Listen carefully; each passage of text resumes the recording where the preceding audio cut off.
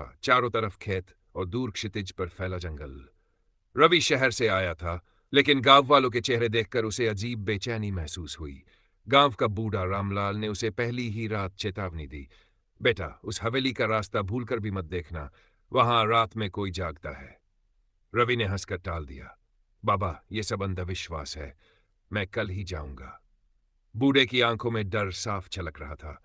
रवि की जिद ने कहानी की पहली कड़ी खोल दी थी। रात का समय था, चांद आधा छिपा हुआ और धुंध चारों तरफ फैली। रवि हाथ में टॉर्च लिए अकेले हवेली की तरफ बढ़ा। रास्ते में उसे टूटी झाड़ियां, सूखी बेलें और कौवों की कर्कश आवाज सुनाई दी। अचानक पेड़ की डाल से एक उल्लू उड़कर निकला। उसकी टॉर्च की रोशनी पर पंख टकराए और रवि चौंक कर पीछे हट गया। उसका दिल तेजी से धड़कने लगा, लेकिन उसने खुद को समझाया, डरना बेकार है, ये बस एक खंडहर है। लेकिन हवेली की परछाई जैसे जैसे पास आती, उसकी सांसें भारी होने लगीं। हवेली का बड़ा लकड़ी का गेट आधा टूटा था। जैसे ही रवि ने हाथ लगाया, दरवाजा खुद ब खुद चर्रर की आवाज के साथ खुल गया। अंदर से इतनी ठंडी हवा आई कि उसका शरीर कांप गया। हवेली के हॉल में कदम रखते ही उसे लगा जैसे कोई अदृश्य निगाहें उस पर टिकी हैं। पुरानी दीवारों पर जाले, टूटी खिड़कियां और बीच में पड़ा एक पुराना झूमर जो हल्की हवा से हिल रहा था। दीवार पर लगी एक तस्वीर पर उसकी नजर गई, लाल साड़ी पहनी एक औरत की तस्वीर, जिसके होंठ पर हल्की मुस्कान थी। लेकिन जैसे ही रवि ने दूसरी बार देखा, मुस्कान और चौड़ी हो चुकी थी। रवि का दिल तेजी से धड़कने लगा। वो तस्वीर से नजर हटाकर सीढ़ियों की ओर बढ़ा। ऊपर से किसी के चलने की आहट आई। ठक ठक ठक। कौन है वहां? रवि ने जोर से पूछा। कोई जवाब नहीं आया, बस एक धीमी फुसफुसाहट गूंजी, तुम आ गए। रवि ने टॉर्च जलाई, लेकिन रोशनी झिलमिलाई और अपने आप बंद हो गई।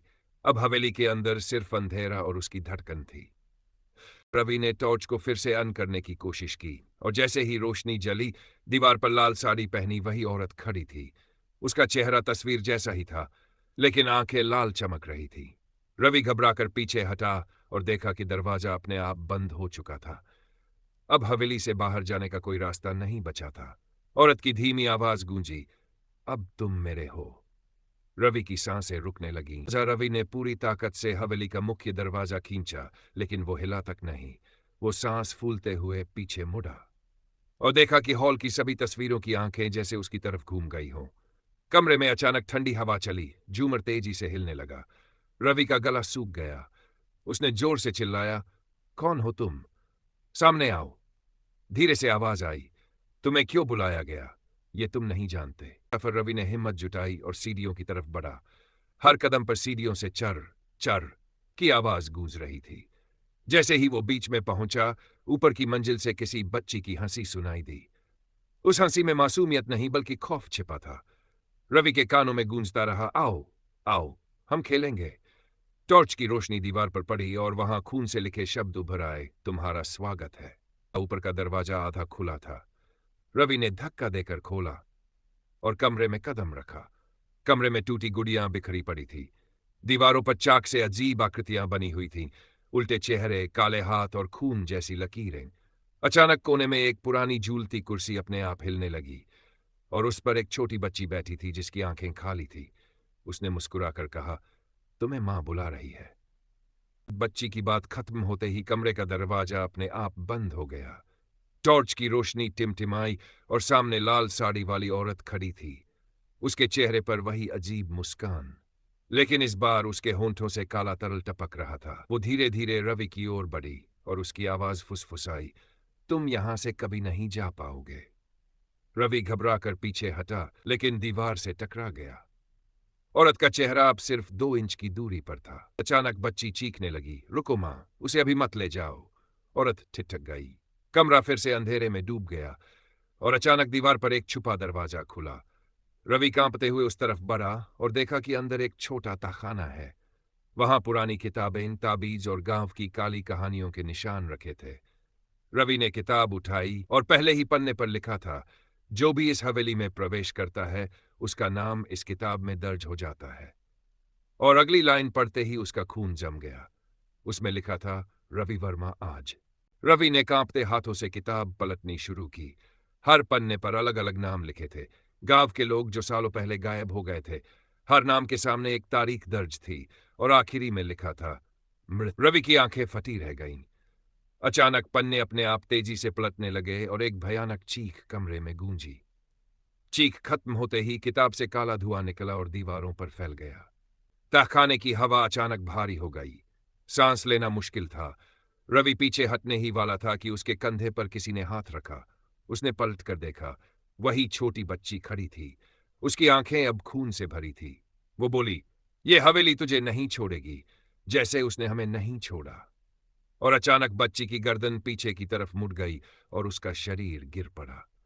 लेकिन उसकी आंखें अब भी रवि की तरफ देख रही थी। रवि तहखाने से बाहर भागा और ऊपर हॉल में पहुंचा। दीवार पर एक पुराना चित्र उसकी नजर में आया। हवेली का मालिक ठाकुर रघुनाथ सिंह लाल आंखों के साथ चित्रित था। चित्र धीरे धीरे बदलने लगा और उसमें ठाकुर की जगह लाल साड़ी वाली औरत दिखाई देने लगी। उसने फुसफुसाकर कहा, मैंने इस हवेली को खून से बसाया है और अब हर आत्मा मेरी है। रवि को समझ आ गया कि ये औरत कोई इंसान नहीं बल्कि हवेली की शापित आत्मा है। रवि ने पूरी ताकत से खिड़की तोड़ने की कोशिश की। कांच चटक कर टूटा, लेकिन बाहर की जगह सिर्फ काली धुंध थी। उसने छलांग लगाने की कोशिश की, लेकिन बाहर सिर्फ उसी हवेली का हॉल दिखाई दिया। यानी हवेली उसे अपने अंदर फंसा रही थी। उसने डर से चीखते हुए कहा, मुझे जाने दो। जवाब आया, अब तुम मेरे हिस्से हो। अचानक हवेली की घड़ी ने 12 बजने का घंटा बजाया और हर कोने से अजीब आवाजें आने लगीं, रोने की, हंसने की, चीखने की। रवि ने देखा कि हॉल में दर्जनों परछाइयां खड़ी हैं, कुछ औरतें, कुछ बच्चे, कुछ बूढ़े, सबके चेहरे फटे हुए और आंखें खाली। सब मिलकर बोले, अब तू हमारे साथ रहेगा, हमेशा। रवि का दिमाग सुन्न हो गया। उसकी टॉर्च हाथ से गिर गई और अंधेरे में सिर्फ आत्माओं की फुसफुसाहट गूंजने लगी। रवि चारों तरफ आत्माओं से गिर चुका था। उनके फटे हुए चेहरे और खाली आंखें उसे घूर रही थी। कुछ के शरीर अधूरे थे, जैसे मौत के वक्त काटे गए हों। अचानक सबने एक साथ चिल्लाया, खून, खून, खून। हवा इतनी ठंडी हो गई कि रवि की सांसें जमने लगीं। उसने आंखें बंद कर ली और मन ही मन बुदबुदाया, भगवान मुझे बचा लो। जैसे ही रवि ने आंखें खोली, उसके सामने लाल साड़ी वाली औरत खड़ी थी। उसका चेहरा इंसानी नहीं रहा, बल्कि लंबा और टेढ़ा हो चुका था। उसकी जीभ बाहर लग रही थी और आंखें जल रही थी। वो बोली, इस हवेली में दया नहीं मिलती, बस मौत। और उसने हाथ उठाकर हवा में इशारा किया। तुरंत ही आत्माओं ने रवि को पकड़ लिया और जमीन पर घसीटने लगे। रवि को घसीटते हुए तहखाने में फेंक दिया गया। वहां दीवार पर खून से लिखी पंक्तियां थी, ये हवेली कभी सोती नहीं, हर आत्मा इसका हिस्सा बन जाती है। जमीन पर पुरानी हड्डियां बिखरी थीं। कुछ पर औरतों के गहने लटके थे, कुछ पर बच्चों के कपड़े। रवि ने डरते हुए दीवार छुई और अचानक उसके सामने पूरा अतीत चमक गया। उसने देखा, ठाकुर रघुनाथ सिंह ने लाल साड़ी वाली अपनी पत्नी की बलि दी थी। तब से उसकी आत्मा हवेली पर राज कर रही थी। साड़ी वाली औरत रवि के सामने प्रकट हुई और बोली, तुम्हें आजादी चाहिए तो मेरी जगह ले लो। रवि का दिल दहल गया। मतलब? उसने कांपती आवाज में पूछा। औरत हंसी। हर 100 साल बाद हवेली को एक नया रक्षक चाहिए। अगर तुम मान गए तो तुम्हें बाहर जाने दूंगी, लेकिन तुम्हारी आत्मा हमेशा यहीं रहेगी। फैसला रवि के सामने मौत और सौदा दोनों खड़े थे। उसने चीखते हुए कहा, मैं कुछ नहीं मानूंगा। इतना कहते ही हवेली जोर से हिली, दीवारें कांपने लगीं और चीखों का शोर बढ़ गया। आत्माएं उस पर टूट पड़ी और लाल साड़ी वाली औरत चिल्लाई, तो अब तू भी कभी बाहर नहीं जाएगा। रवि का शरीर चीखों के बीच अंधेरे में समा गया और अगले ही पल हवेली फिर से शांत हो गई, जैसे कुछ हुआ ही न हो। रवि की चीखें थम चुकी थी। हवेली फिर से शांत खड़ी थी, जैसे सदियों से सोई हो। लेकिन हॉल की दीवार पर लगी तस्वीर बदल चुकी थी। अब वहां रवि की तस्वीर लगी थी, लाल आंखों और आधी मुस्कान के साथ। गांव वालों को पता नहीं था कि हवेली ने एक और शिकार निगल लिया है।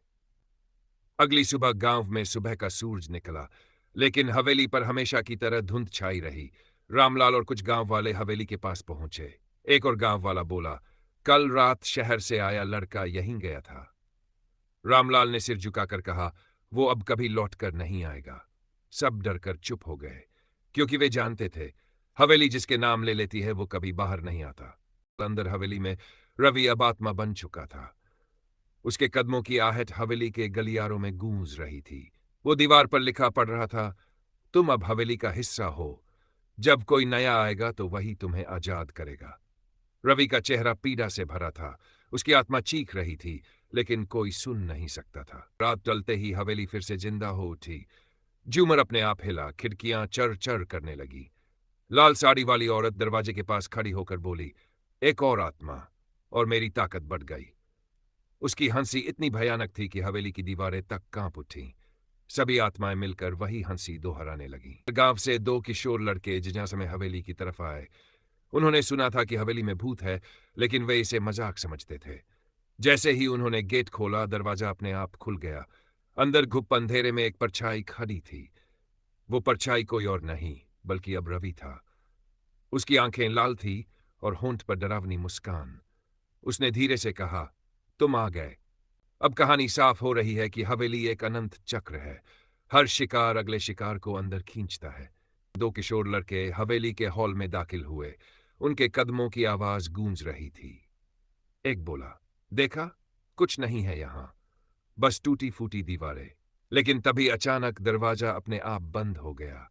कमरा अंधेरे में डूब गया और झूमर अपने आप हिलने लगा। दूसरे लड़के ने डरते हुए कहा, कुछ गड़बड़ है। हॉल के कोने में रवि खड़ा था। उसकी आंखें खून जैसी लाल थी और चेहरा आधा छाया में छिपा। उसने धीरे धीरे आगे बढ़ते हुए कहा, तुम आ ही गए। लड़के कांप उठे। उनमें से एक ने दरवाजा खोलने की कोशिश की, लेकिन दरवाजा बिल्कुल नहीं हिला। रवि की मुस्कान फैल गई। अब तुम भी इस खेल का हिस्सा हो। अचानक कमरे में ठंडी हवा भर गई। लाल साड़ी वाली औरत सीढ़ियों से उतर रही थी। उसकी चाल धीमी, लेकिन आंखें जल रही थी।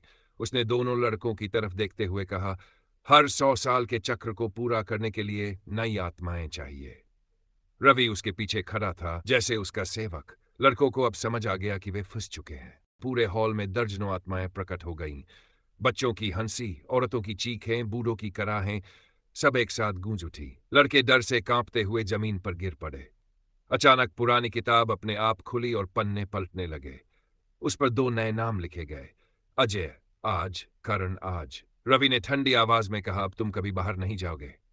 लाल साड़ी वाली औरत ने दोनों लड़कों की तरफ हाथ उठाया और हवेली की दीवारें गूंजने लगीं। चीखों का शोर इतना तेज था कि कान फट जाएं, और अगले ही पल दोनों लड़के हवेली की तस्वीरों में कैद हो गए। अब तस्वीरों में एक नया चेहरा था, डरे हुए, चीखते हुए। हवेली फिर से शांत हो गई। दरवाजा अपने आप खुला, धुंध बाहर फैली, और रात की हवा में सिर्फ एक आवाज गूंज रही थी, ये हवेली कभी सोती नहीं।